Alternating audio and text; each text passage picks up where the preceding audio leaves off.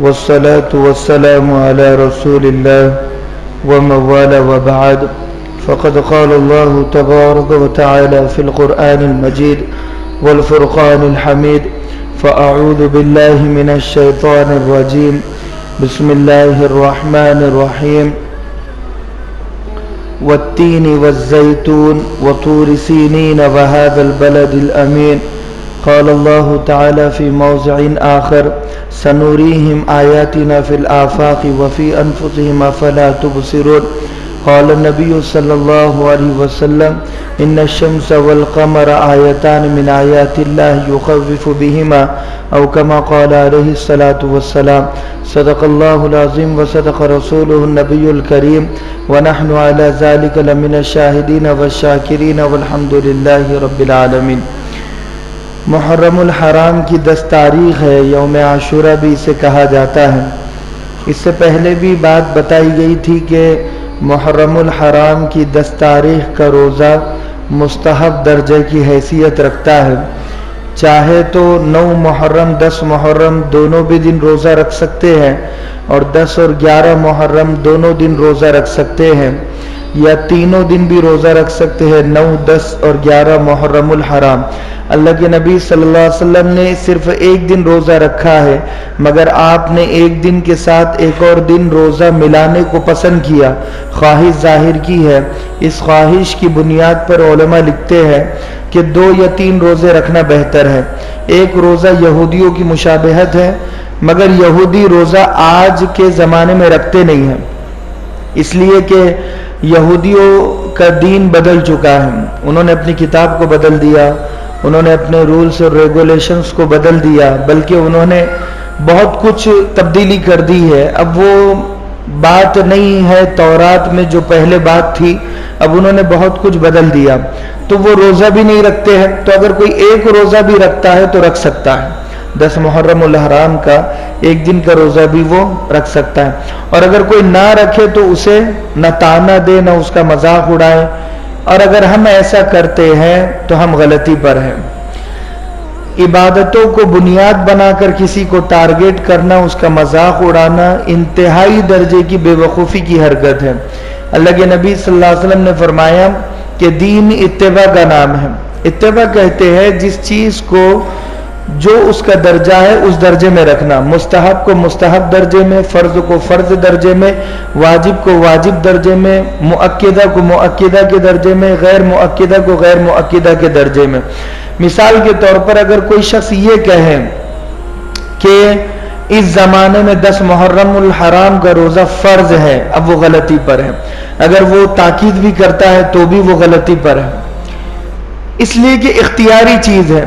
जब रमज़ान के रोज़े फ़र्ज नहीं थे तो बात अलग थी कि वो रोज़ा फ़र्ज था, उस ज़माने में ताकीद से बोल सकते थे, लेकिन इस ज़माने में हम इतनी ताकीद से बोल नहीं सकते, वो इख्तियारी चीज़ है। तो लिहाजा अल्लाह के नबी सल्लल्लाहु अलैहि वसल्लम मदीनतुल मुनव्वरा में अल्लाह के नबी सल्लल्लाहु अलैहि वसल्लम के बेटे हज़रत इब्राहिम रज़ियल्लाहु अन्हुम का इंतकाल हो गया, तो लोग कहने लगे, इत्तेफाक से उस दिन सूरज ग्रहण भी हो गया, तो लोग ये कहने लगे कि सूरज रो रहा है नबी के बेटे की वफात पर, मातम कर रहा है। तो लोग भी मातम करने लगे, रोने लगे।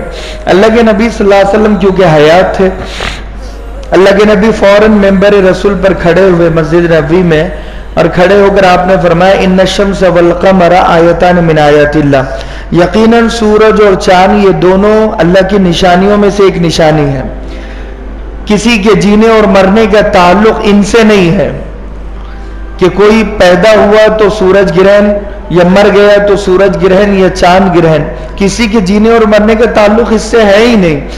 आपने फरमाया कि ये तो अल्लाह तुम्हें बताना चाह रहा है कि जैसे सूरज पर हालात आते हैं ऐसे ही एक न एक दिन तुम पर भी हालात आएंगे, और ये सूरज जैसे थोड़ी देर के लिए बेनूर बेरोशन हुआ, ऐसे ही हमेशा के लिए इसकी रोशनी खत्म होती है, वो है क़यामत का दिन।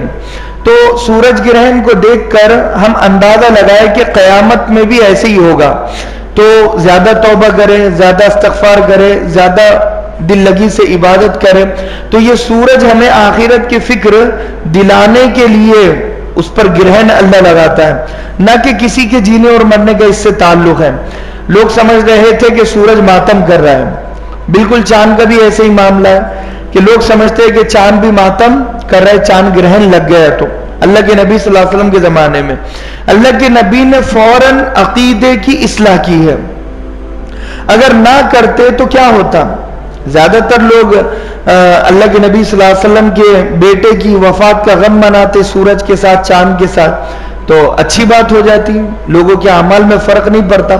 लेकिन जहां अकीदे में गड़बड़ पैदा हो जाए, फिर हो सकता है अल्लाह के नबी का इंतकाल हो तो उस दिन भी लोग सूरज और चांद का गम मनाए, या जब जब चांद ग्रहण सूरज ग्रहण हो तो लोग उस दिन को मनहूस समझे, उस दिन को मातम वाला समझे। तो अल्लाह के नबी ने यह सोचकर मेंबर का सहारा लिया और उम्मत को बात समझाई है। आज उम्मत में वो चीजें दीन समझी जा रही है जो दीन का हिस्सा बिल्कुल भी नहीं है, बिल्कुल भी दीन का हिस्सा नहीं है। सूर्य नमस्कार गैर मुस्लिम करते हैं, वो सूरज की पूजा करते हैं, सूरज को जल अर्पित करते हैं, पानी चढ़ाते हैं और उसकी एक स्पेशल पूजा आती है, कुछ अल्फाज आते हैं उसमें, वो अल्फाज को बोलते हैं, सूरज को देखते हैं और सूरज को अपना भगवान भी मानते हैं और सूरज का शुक्रिया अदा करते हैं। हमें यह सिखाया गया कि हाँ, सूरज और चांद से मोहब्बत करो मगर उनकी इबादत तुम नहीं कर सकते, जमीन से मोहब्बत करो मगर जमीन की पूजा तुम नहीं कर सकते। यही वजह है कि वंदे मातरम पर उलेमा ने पाबंदी लगाई है। क्यों? क्योंकि ये जुमला ये कहता है कि मैं जमीन की पूजा करता हूं, जुमले का मतलब हुआ तो अकीदे में गड़बड़ होगी ना। इसीलिए कहा कि तुम्हें वंदे मातरम नहीं कहना है, तुम्हें सूर्य नमस्कार नहीं करना है, और इसीलिए कहा कि तुम्हें योगा भी नहीं करना है, क्योंकि योगा एक स्पेसिफिक पूजा है हिंदू धर्म की, सनातन धर्म की, तो जो तुम नहीं कर सकते। अगर तुम्हें फिटनेस अपनी बरकरार रखना है तो जिम जाओ, डिप्स मारना है डिप्स मारो, वेट उठाना है उठाओ, जॉगिंग वॉकिंग करना है तो वो करो, मगर तुम योगा नहीं कर सकते। क्यों? क्योंकि योगा एक पूजा स्थान है, पूजा का एक तरीका है, जैसे हम में नमाज है। अगर गैर मुस्लिम फिटनेस के लिए नमाज नहीं पढ़ते हैं तो हम क्यों योगा करें, हम क्यों सूर्य नमस्कार करें? और इसी तरीके से चांद को मद्देनजर रखते हुए करवा चौथ का व्रत भी रखा जाता है। गैर मुस्लिम खवातीन रखती है, वो अपने शौहर का चेहरा छन्नी में देखती है, उनकी लंबी उम्र की प्रार्थना करती है और वो ये समझती है कि मेरे शौहर की लंबी, इसीलिए अकीदे पर जद पड़ रही थी तो मजहब इस्लाम ने सिखाया कि किसी के लिए रोजा रखने से किसी की उम्र लंबी नहीं हो जाती, व्रत रखने से और किसी की उम्र लंबी नहीं हो जाती। अगर ऐसा होता तो हर बाप बेटे के लिए रखता, हर माँ अपनी बेटी के लिए रखती, हर शौहर बीवी के लिए, बीवी शौहर के लिए रखता। लेकिन ये तो कोई बात ही नहीं हुई है। कई ऐसे वाकयात हैं कि जिस दिन करवा चौथ का व्रत रहता है उस दिन लंबी उम्र की पूजा की है और उसी दिन शौहर मर गया, उसी दिन शौहर मर गया। तो फिर क्या हुआ भाई, लंबी उम्र क्यों नहीं हुई? इसका मतलब है कि लंबी उम्र का ताल्लुक किसी के करवा चौथ के व्रत रखने से होता नहीं है, क्योंकि वो जो रखा जा रहा है वो चांद को मद्देनजर रखते हुए रखा जा रहा है। चांद में इतनी ताकत नहीं है कि वो दूसरों की उम्रें लंबी कर दे। चांद की खुद उम्र के अभी मसले हैं, क्योंकि चांद को खुद बेनूर किया जाएगा ना, चांद को खुद दोज़ख में अल्लाह तबारक व तआला इसलिए डालेगा, इसलिए नहीं कि चांद ने कुफ्र किया, इसलिए कि चांद की पूजा करने वालों को यह पता चल जाए कि तुम जिसकी पूजा कर रहे थे हमने उसे तो दोज़ख में डाल दिया, अब तुम्हें कौन बचाएगा। अब सूरज की पूजा करने वालों को यह पता चल जाए कि सूरज को तो हमने दोज़ख में डाल दिया, अब तुम सूरज की जो पूजा कर रहे थे, सूर्य नमस्कार कर रहे थे, या बहुत सारे ऐसे लोग होते हैं जो पार्शन होते हैं, यानी कि सूरज की पूजा करने वाले मजूसी होते हैं। आज के जमाने में जैसे ईरान में बहुत सारे पाए जाते हैं, आज भी वो मजहब के लोग हैं, तो उन्हें कहा जाएगा कि देखो सूरज को तो हमने डाल दिया, अब तुम्हारा क्या ठिकाना है तुम समझ लो। जरूरी था? तो अकीदा जहां खतरे में हो, अल्लाह के नबी फौरन नहीं अनिल मुनकर करने के लिए खड़े हो गए।